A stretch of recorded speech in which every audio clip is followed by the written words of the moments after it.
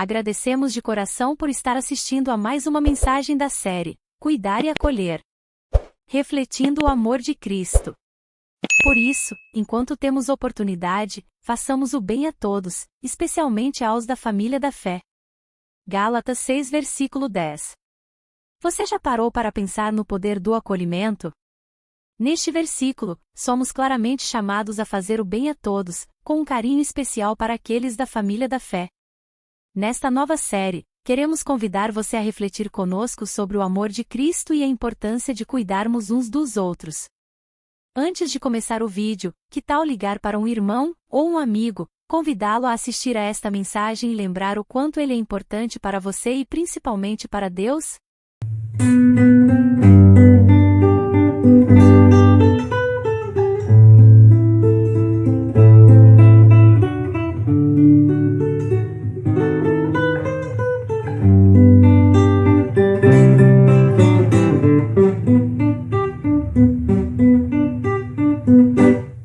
Eu quero ser testemunha fiel do que aprendi na palavra de Deus.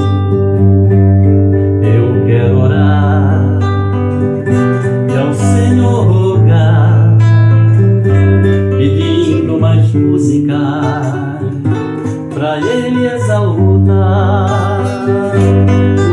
Quero ser, sinceramente eu sou um discípulo de Cristo, um semeador.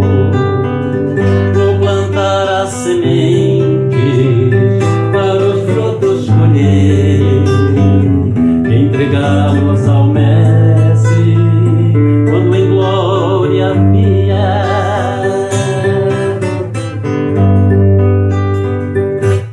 Amanhecer, eu quero sorrir, eu quero cantar para o mundo ouvir.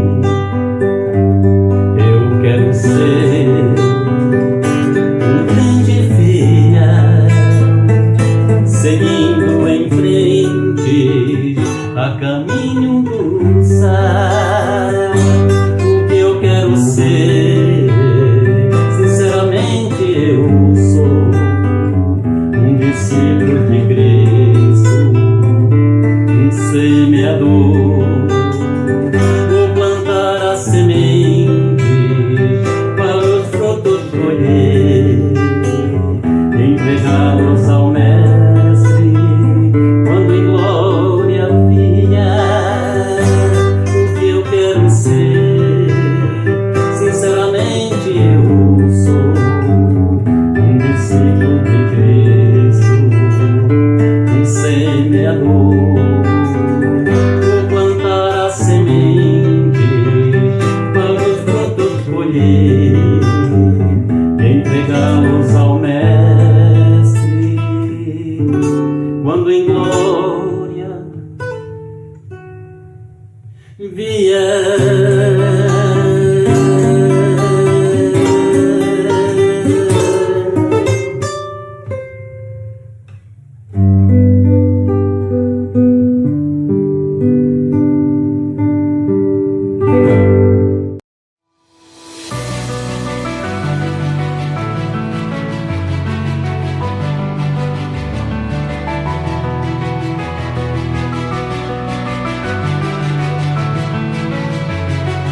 Carta de Paulo aos Gálatas, capítulo 6, eu começarei do verso 1, porque o contexto é muito importante a ser considerado, mas nós nos basearemos nos versículos 9 e 10.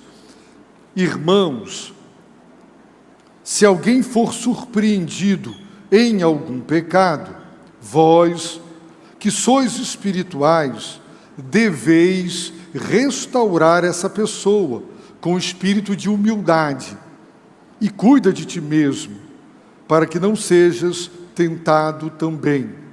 Levai os fardos uns dos outros, e assim estareis cumprindo a lei de Cristo.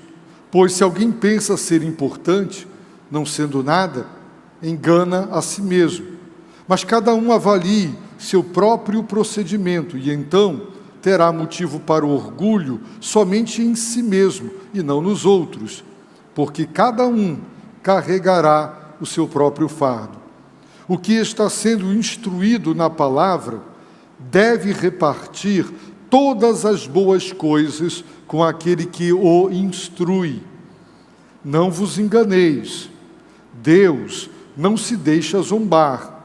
Portanto, tudo o que o homem semear, isso também colherá. Pois quem semeia para a sua carne, da carne colherá ruína. Mas quem semeia para o Espírito, do Espírito colherá a vida eterna. E não nos cansemos de fazer o bem, pois, se não desistirmos, colheremos no tempo certo.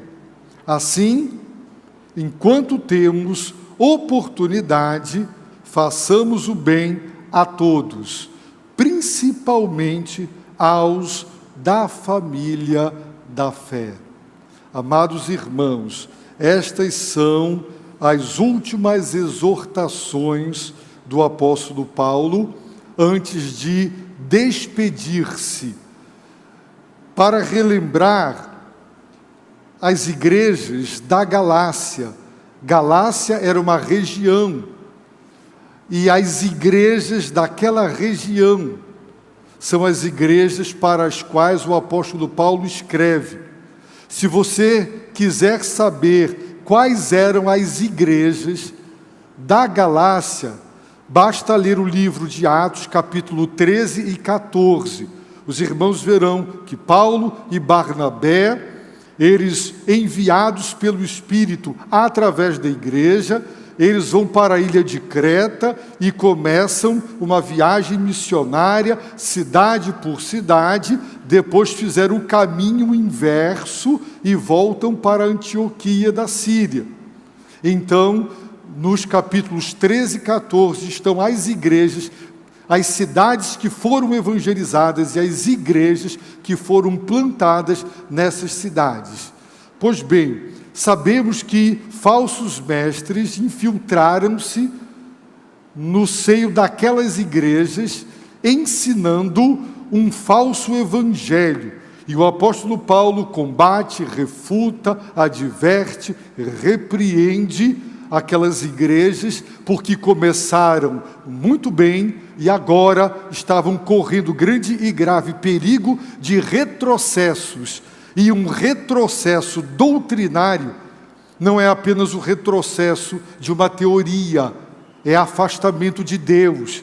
O apóstolo Paulo deixa claro isso nessa carta aos Gálatas. Se você se desvirtuar doutrinariamente, você não apenas se equivocou numa teoria, você se afastou de Deus, porque é impossível romper com a sã doutrina e o Evangelho e estar bem com Deus.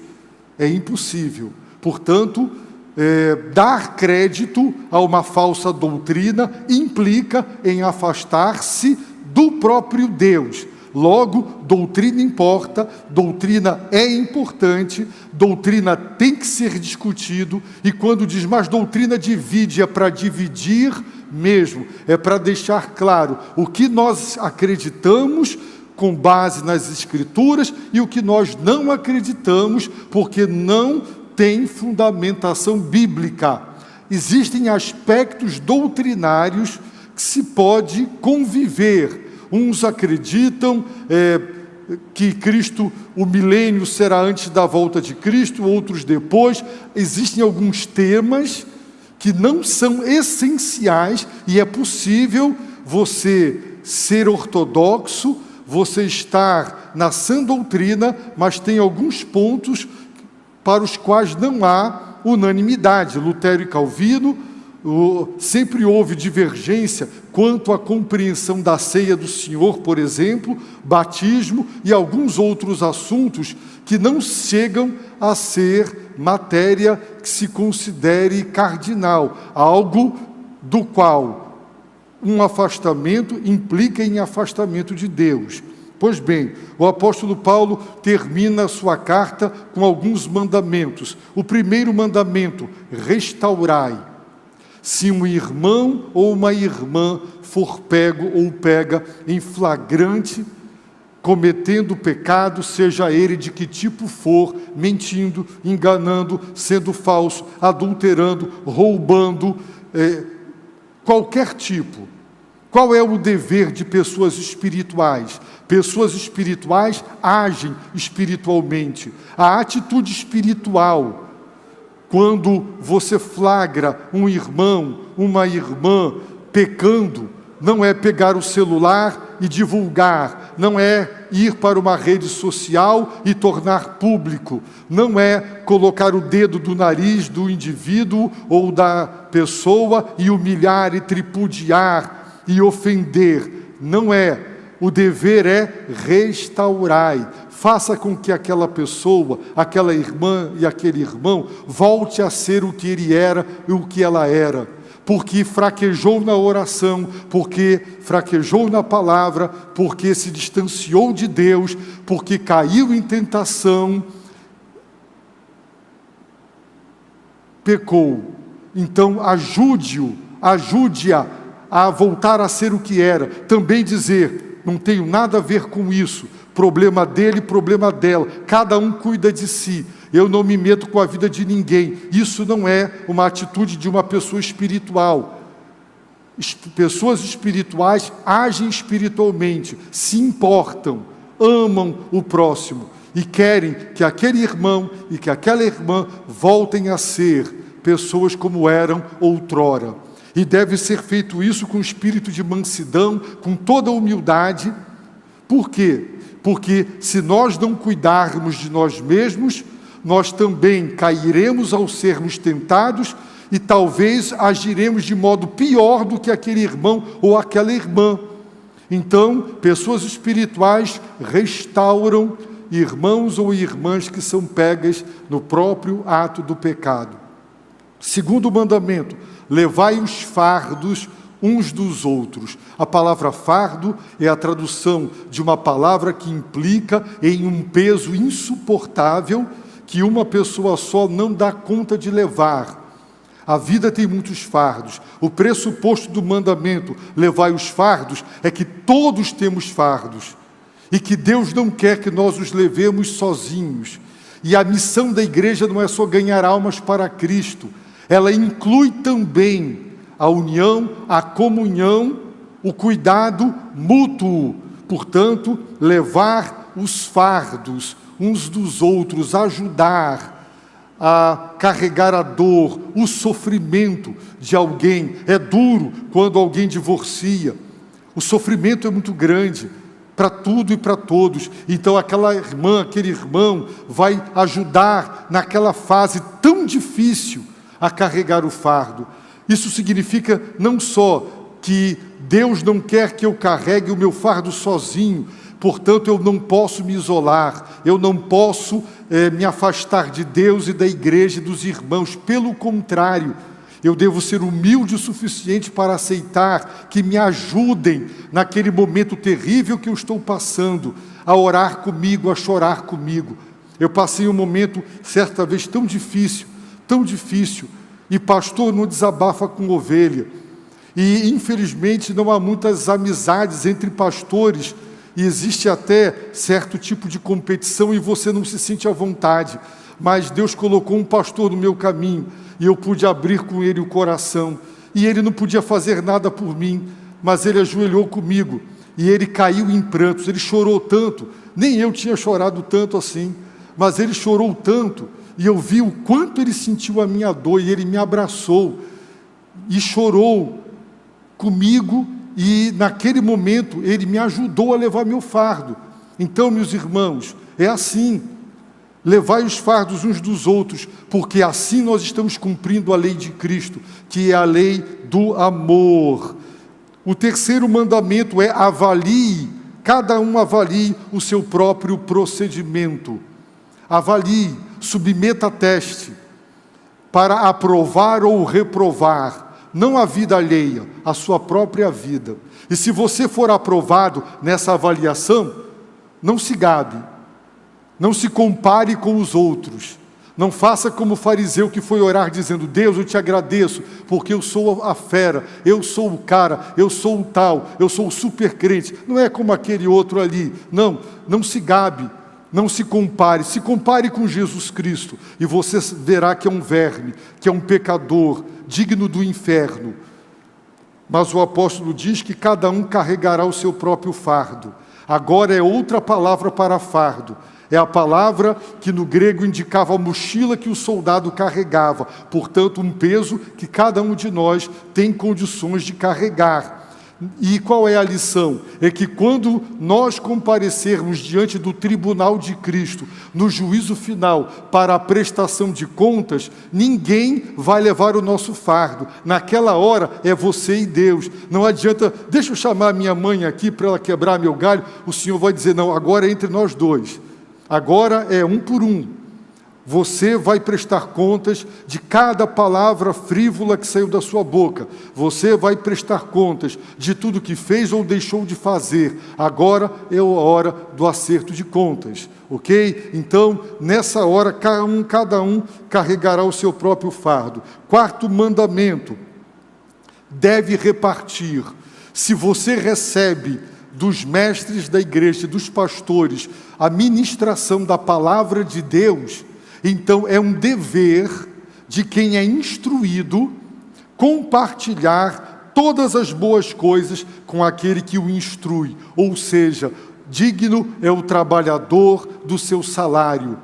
Os que se dedicam ao ensino e à pregação precisam de sustento para que estudem a palavra, para que conheçam a palavra a fundo, para que se preparem. Meus irmãos, eu não gasto menos de 6 horas preparando um sermão, às vezes muito mais, para preparar um sermão.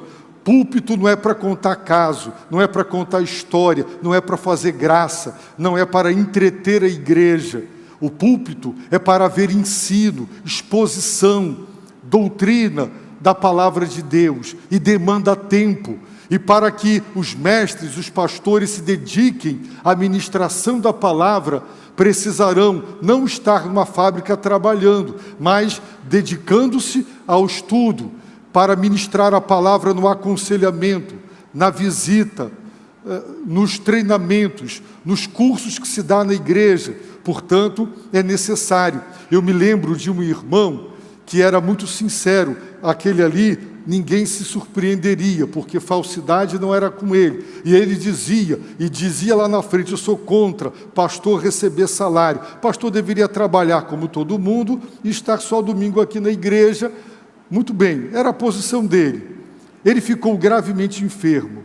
E ele era do tipo de homem, né, que a esposa colocava a comida dele, só faltava colocar a comida na boca. Ele era, né, bem dependente, pois ele ficou doente e ficou internado muito tempo. E ele ficou em depressão. E visita, para o caso dele, era uma vez na semana. Mas quem podia entrar na hora que não era a hora da visita e podia passar um bom tempo com ele ministrando a palavra? O pastor.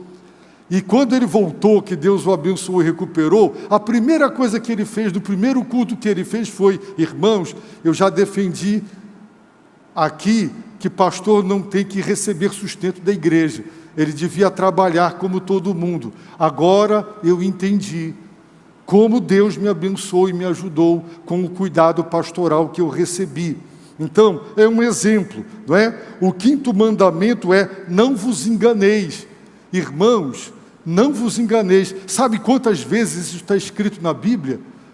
Pare de se enganar. Que tipo de engano? O apóstolo Paulo explica: Deus não se deixa zombar. Se você acha que pode zombar de Deus, se você acha que pode ridicularizar Deus, se você acha que pode passar a perna em Deus, você está se enganando.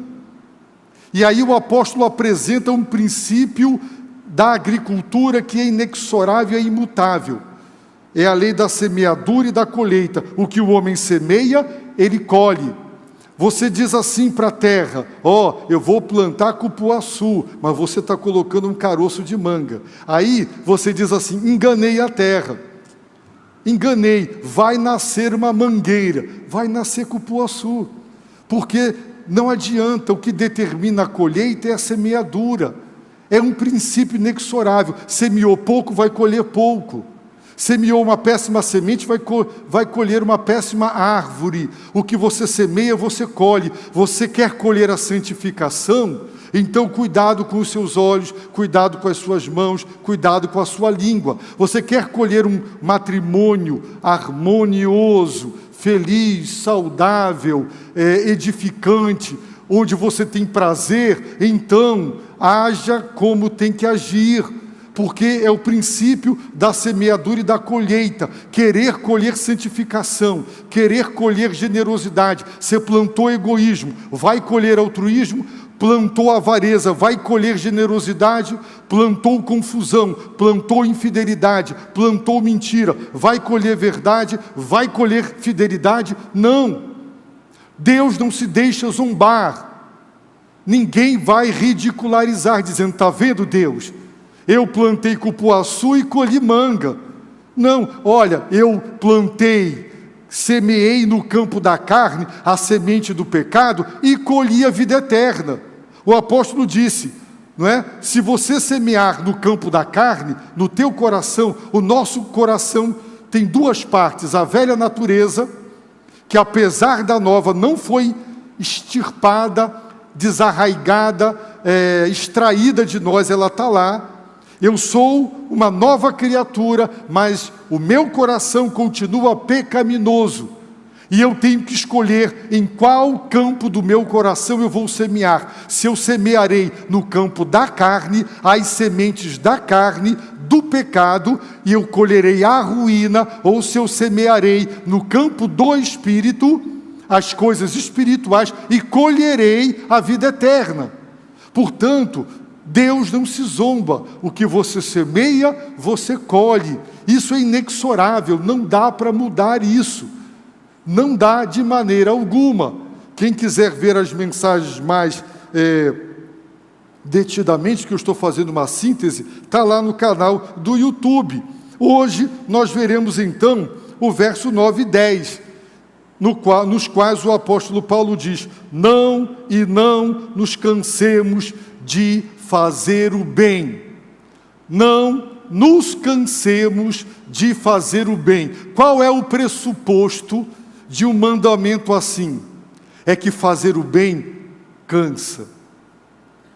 Cansa. Se não cansasse, as pessoas fariam bem o tempo todo. E elas não desistiriam de fazer o bem. Eu já indiquei pessoas para empresários para dar emprego. E já tive aborrecimentos e decepções. Por quê? O pastor pediu um emprego para essa pessoa. Essa pessoa veio trabalhar comigo, eu abri a porta e ela me roubou. Pastor, que indicação, hein?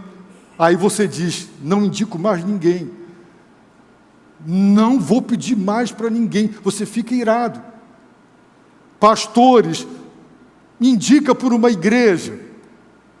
Um amigo meu, formado comigo, uma pessoa que parecia uma pessoa certa. Quero voltar aí para o Rio ou para outro lugar, onde eu estou sofrendo muito.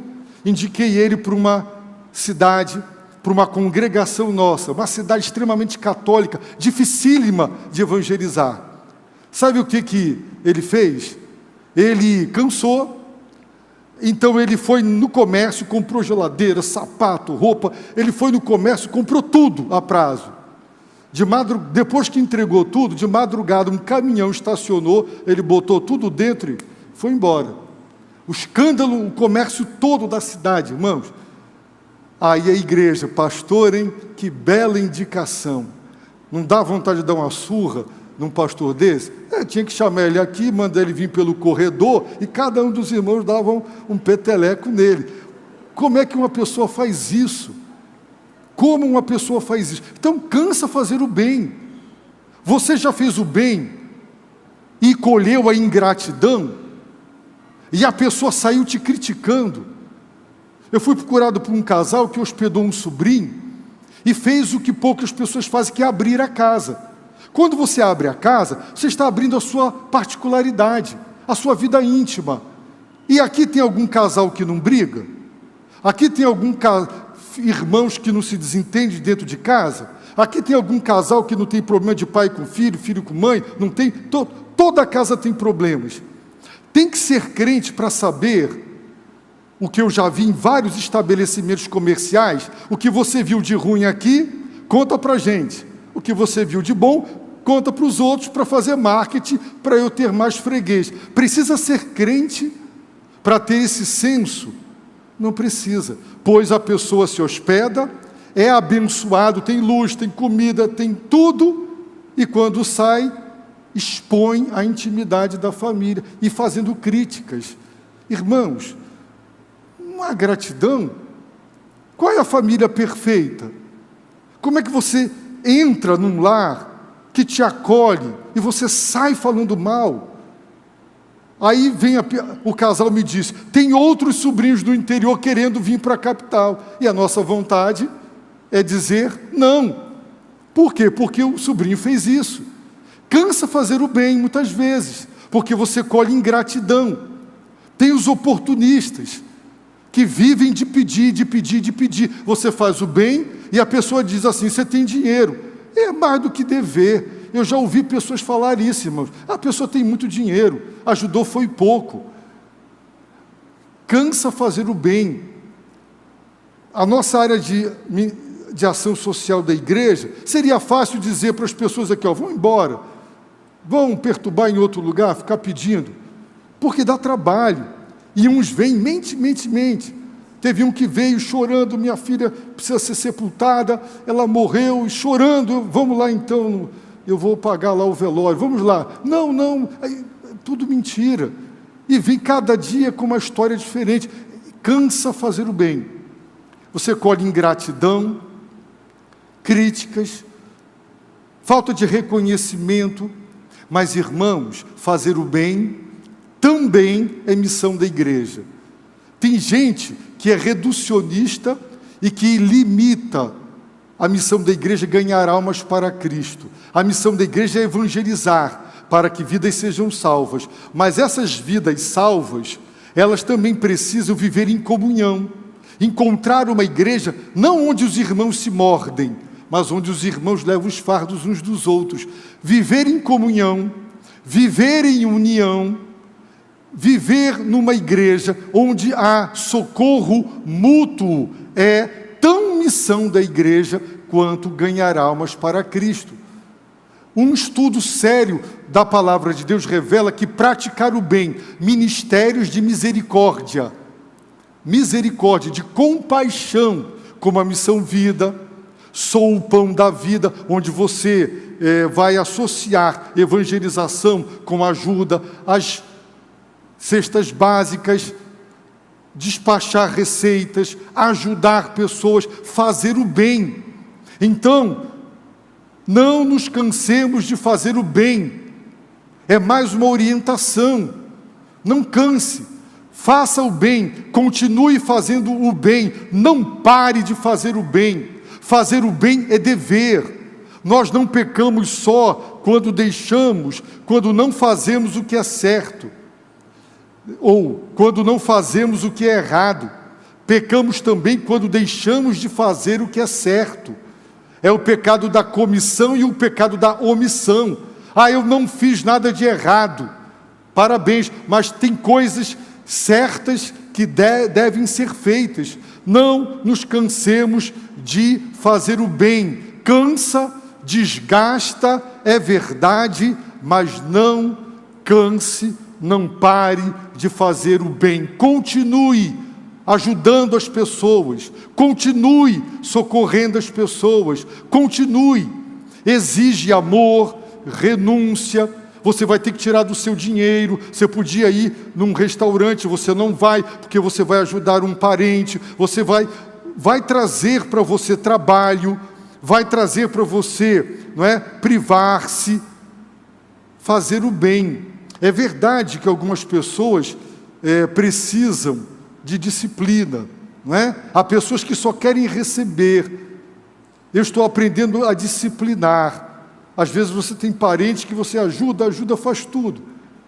Só procuram quando precisam. Aí você decide, né? Vou dar um tempinho para que as pessoas aprendam que relacionamento é via de mão dupla, não é via de mão única. E há tanta gente egoísta que só quer receber, mas não quer dar, só procura se precisar. São pessoas, irmãos, sanguessugas, e nós precisamos também ter sabedoria de Deus para lidar com pessoas assim, dentro muitas vezes da nossa própria família. Não nos cansemos de fazer o bem, é o que a palavra de Deus nos diz. Sabe por quê? O apóstolo Paulo diz: colheremos no tempo certo. Observem bem, colheremos. O apóstolo Paulo, inspirado por Deus, e em outras passagens das Escrituras Sagradas está claro, colheremos, haverá colheita, estamos sendo assegurados, estamos sendo certificados que todo o bem que fizermos aqui na terra, haverá uma colheita para esse bem. Talvez não seja nesta vida. Talvez as pessoas que você tanto ajudou não vão agradecer, não vão reconhecer, e se um dia você precisar, não vão retribuir. Mas Deus sabe tudo quanto você faz. Por isso ele diz, se não desistirmos, colheremos. Mas ele diz, no tempo certo. Todo agricultor sabe que você semeia hoje, e que entre a semeadura e a colheita, existe um tempo. Tem árvores que dão fruto, apenas como exemplo, com 3 meses. Tem outras como 6 meses. Há um intervalo maior, dependendo do tipo de árvore, de plantação, e de outro, mais tempo. Mas o fato é que haverá colheita. E o apóstolo Paulo está dizendo, não canse de fazer o bem.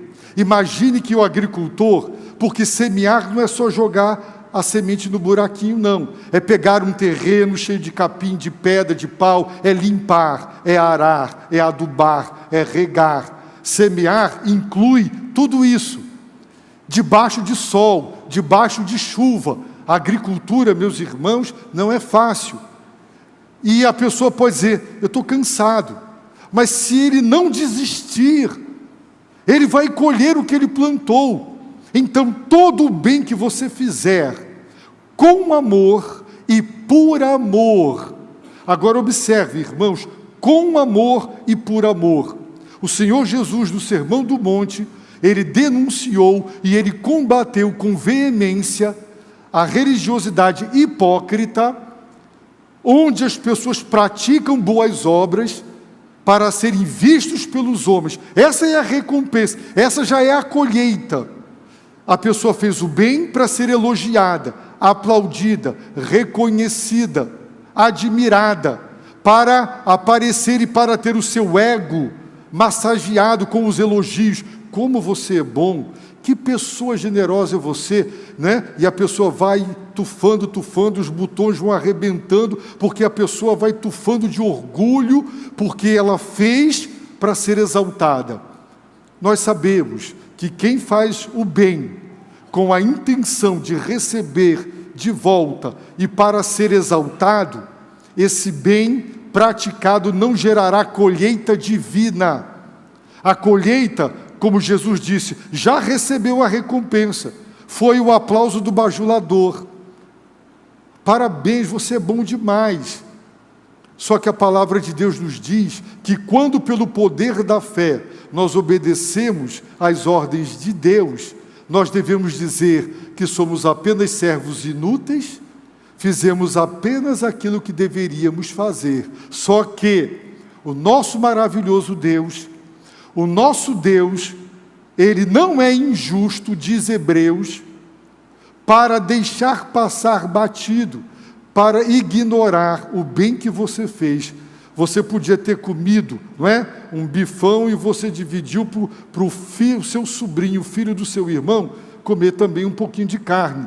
Você se privou para ajudar o outro. Você podia fazer uma viagem maravilhosa para o exterior, você não fez, fez no Brasil mesmo, mas você ajudou uma pessoa a se formar. Tem coisa mais linda do que ver uma pessoa se formar e você dizer, eu ajudei?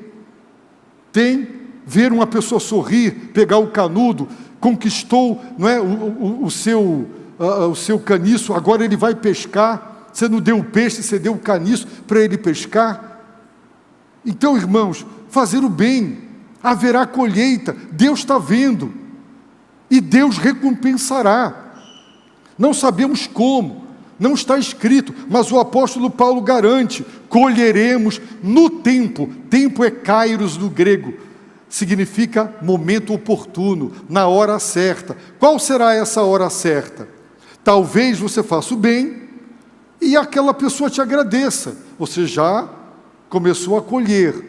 Talvez ela faça o bem para o teu filho, quando lá na frente o teu filho precisar e você já não estiver mais aqui, você já colheu. Mas se na terra você não colher, existem as recompensas celestiais. É claro que quem faz o bem com essa intenção, aos olhos de Deus, não tem valor algum. Eu faço o bem por amor ao próximo, porque eu me compadeço, porque eu sou o próximo. Jesus ensinou que o próximo não é quem é o meu próximo, é de quem eu sou o próximo. Eu sou o próximo daquele que eu percebo a necessidade e eu me ofereço para ajudar. Eu fui o próximo daquele que sofre. Não é verdade? Então, queridos irmãos, em Mateus 25, não é exatamente uma parábola, mas é quase que uma poesia do julgamento final. Porque Deus, no julgamento final, o Filho do Homem, ele vai separar as ovelhas para o lado direito, o bode para o esquerdo. Observe, já tem ovelha. Ovelhas são os salvos. Eles virão para o lado direito porque são ovelhas. E o que vai para o lado esquerdo é bode, não está salvo. E o que será dito aos dois grupos? Jesus dirá, eu tive fome e me deste de comer, sede, estava sem roupa, preso, fostes visitar-me, você me fez o bem. Quando? Quando fizesse um desses pequeninos. Os salvos demonstrarão a sua salvação com atitudes de amor, de misericórdia e de compaixão para com os pequeninos, para com os sofridos e os necessitados. As boas obras não salvam, os salvos praticam boas obras. As ovelhas, elas fazem o bem. E os bodes, tem bode que faz o bem, mas ele faz o bem querendo que Deus recompense com a salvação. Só que Deus não vai premiar ninguém pelo bem praticado, porque praticar o bem é dever. Ninguém será salvo pela prática do bem e das boas obras, mas os salvos praticarão as boas obras. É isso que Mateus 25 ensina. Tudo que você fizer por um irmão, você está fazendo por Jesus Cristo. Tudo que você fizer. Se você pegar uma pessoa e levar para uma consulta médica, se você cruzar a calçada e comprar um remédio, se você pegar no seu armário compras e der para uma pessoa que está desempregada, se você disser, quanto foi a tua luz? Eu não tenho todo o dinheiro para pagar a tua luz, mas toma aqui R$50 para ajudar a pagar, é o que eu posso. Todo o bem que você fizer, todo, você colherá. E você faz o bem através do dízimo, porque através do dízimo, nossa igreja ajuda o Lar Batista Janel Doyle. Nossa igreja dá centenas de bolsas de alimentação por mês. Os irmãos não sabem, mas nós despachamos receitas caras de muitos irmãos. A igreja ajuda muita gente. A gente não vai ficar aqui na frente falando, até para não expor ninguém, porque não tem necessidade. Mas a igreja tem se esmerado em ajudar com amor e com carinho, e muitos irmãos aqui também. Então, não nos cansemos de fazer o bem, faça o bem, faça o bem. Quando você quer fazer o bem, você será desestimulado. Quando Deus colocou no nosso caminho uma criança e nos desafiou a fazer o bem, eu recebi ligações dizendo, olha, Eu conheço muitos casos de pessoas que foram fazer o que vocês estão fazendo e se arrependeram. Irmãos, se a gente ficar com medo de fazer o bem pelas consequências, você nunca vai fazer o bem para ninguém. Não vai mesmo.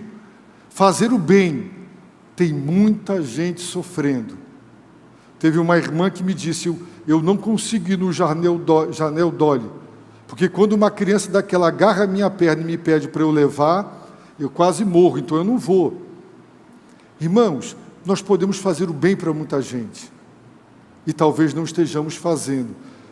Alguns cansaram, porque se decepcionaram, foram explorados, enganados, ludibriados. Mas não nos cansemos de fazer o bem, pois se não desistirmos, colheremos no tempo certo. Assim, enquanto temos oportunidade, irmãos, que coisa, enquanto temos oportunidade. Eu já fui ao leito de pessoas doentes para morrer, dizendo, eu queria ter de novo a saúde para fazer o que eu não fiz. Irmãos, morrer assim deve ser muito ruim. Você doente na cama pensando, como eu fui egoísta, não fiz nada por ninguém, eu tive condições, eu não ajudei, eu podia ter feito o bem, egoisticamente não fiz o bem, só pensei em mim, só pensei na minha família, não pensei na família do meu próximo, só pensei em mim, só fiz tudo por mim, a minha vida gira em torno de mim, e de mim, e de mim, e daqueles que eu amo, é filho, é filha, é mulher ou é marido, mas eu negligenciei.